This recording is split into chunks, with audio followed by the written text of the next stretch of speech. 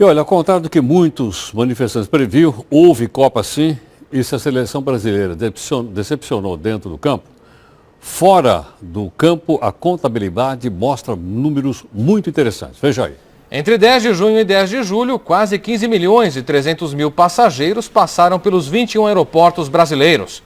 O índice de voos atrasados no período foi de 7,3%. Para efeito de comparação, em maio os atrasos na decolagem atingiram 10%. 197 mil turistas passaram por São Paulo, sendo que deste total cerca de 65 mil eram argentinos.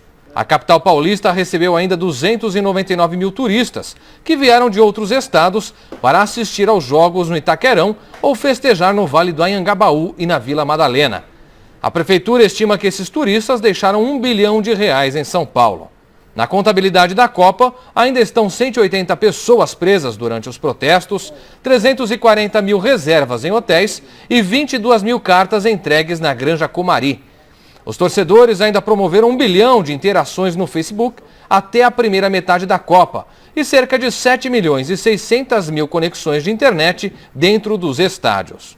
Os números foram estimados com base em informações dos Correios, Facebook, FIFA, Ministério do Turismo, Polícia Federal, Prefeitura de São Paulo e Secretaria de Aviação.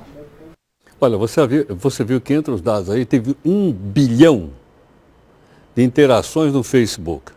5 vezes a população do nosso país, só durante esse período da Copa. Por esse motivo, a gente está olhando com mais cuidado com as redes sociais e qual é o efeito que essas redes sociais podem ter, inclusive na eleição agora do mês de outubro.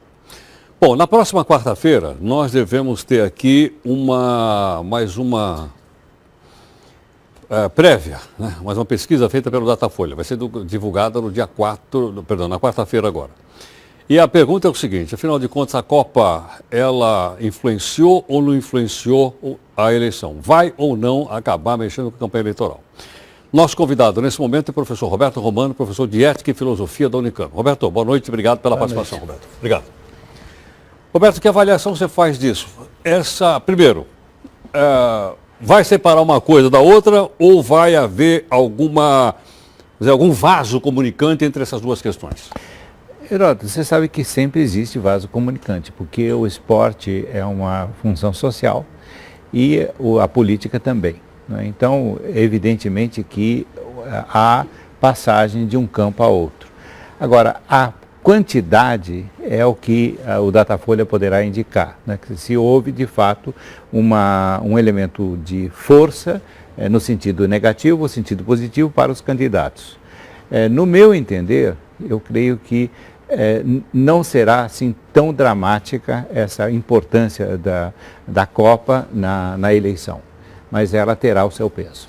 Agora, Roberto, recentemente, na última divulgação que nós fizemos, na última pesquisa, a presidente deu uma melhoradinha e muitos atribuíram ao bom humor provocado pela Copa, né? Será que esse bom humor se manteve, mesmo com a atuação da seleção brasileira, vamos dizer assim, não de tão grande sucesso quanto a gente gostaria? Veja, no meu entender, essa Copa ela foi uma batalha dentro de uma guerra eleitoral, né? Evidentemente que a presidente tentou usar a Copa para cacifar a sua candidatura, a oposição também tentou fazer isso, então é evidente que há essa tentativa, mas eu não creio que esse bom humor, o mau humor, será decisivo na eleição. O que eu tenho receio para os candidatos, se eu fosse candidato, são dos dados da economia, né? Dos dados, enfim, daquilo que nós chamamos de política pública. Porque o governo, o Estado brasileiro, não está conseguindo levar adiante as necessárias implementações de políticas públicas. E veja que há uma tentativa, inclusive, de diálogo, por exemplo, entre o poder federal, o poder municipal e o movimento do sem-teto, né? No caso do Boulos, por exemplo, esse líder desse movimento. Então, há uma tentativa de diálogo, mas esse diálogo, evidentemente, tem pernas curtas, porque o caixa do Estado não está adequado para isso. Roberto, Então, o que pesa mais do que o futebol, o que pesa é o bolso na hora de escolher o candidato? É evidente. Eu acho que você tem... veja, o povo brasileiro saiu muito recentemente de uma hiperinflação na época do Sarney, Sarney-Collor, né? E viveu uma espécie de estabilidade, né, nas compras durante o período que vai do primeiro governo de Fernando Henrique até o segundo governo, até a metade do segundo governo de Luiz Inácio da Silva. E a inflação está voltando. E as pessoas que têm mais de 30 anos, elas conheceram esse fenômeno da inflação. E nós sabemos que a inflação desestabiliza qualquer projeto político de longo prazo. Sim. Quer dizer, a inflação, ela obviamente deverá aparecer então na campanha eleitoral. A oposição dizendo que aumentou e a situação dizendo que ela está sob controle. Está abaixo da meta dos 6,5%, não é isso? Exatamente. Agora, o que acontece é que um elemento fundamental em eleições, e isso é uma coisa que nós notamos no mundo inteiro, é o investimento em propaganda, né? E, no caso, né, nós teremos que ver essa rinha, né, de João Santana, de um lado, que é um grande arquiteto eleitoral, e os maqueteiros da oposição. Então, infelizmente, nós teremos, mais uma vez, aqui no Brasil, repetido esse fenômeno da venda das imagens e não da realidade do país. Mas você não acha que essa realidade o eleitor vai sentir a hora que ele chegar no supermercado e for comprar os produtos? E perceber que alguns produtos subiram mais do que 6%, né? Porque alguns sobem mais, outros sobem menos, por isso está essa média de 6,5%. Isso, eu acho que ele já está percebendo. E existem pesquisas, como a levada pelo professor José Alves Moisés, da USP, sobre a falta de confiança do povo brasileiro nas instituições. Isso é um ponto que preocupa muito mais, né? Quer dizer, eles notam que há uma ineficácia nas políticas públicas, que não há uma resposta às reivindicações populares e que a economia não está assim tão bem dirigida. E, no caso, a oposição também não oferece uma modificação assim tão grande. Aliás, a modificação está se transformando em slogan, né? A mudança, a novidade, etc., mas não realidades. Você acha que a gente pode aplicar também, na sucessão de partidos no poder, essa política pendular? Ora, vai de um lado, vai de um partido, ele fica 3, 4 mandatos, aí depois começa a virar para o outro lado, isso ou não? Eu acho que sim, mas veja, isso se deve à proximidade do futebol com a política. Porque assim como tem os cartolas do futebol, existem os cartolas da política.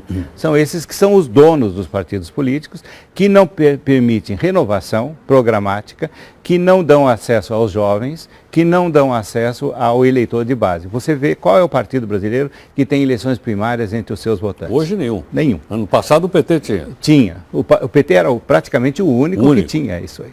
E ele perdeu isso. Hoje os acordos são feitos pela cúpula, né?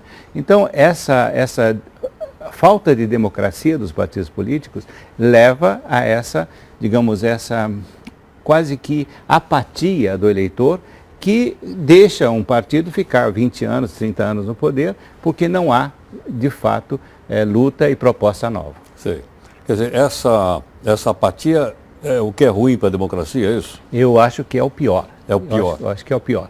Porque quando você não tem eleitores jovens ou eleitores maduros, não é, dispostos a votar, né? Inclusive, veja, você tem essa questão do voto livre ou não aqui no Brasil, né?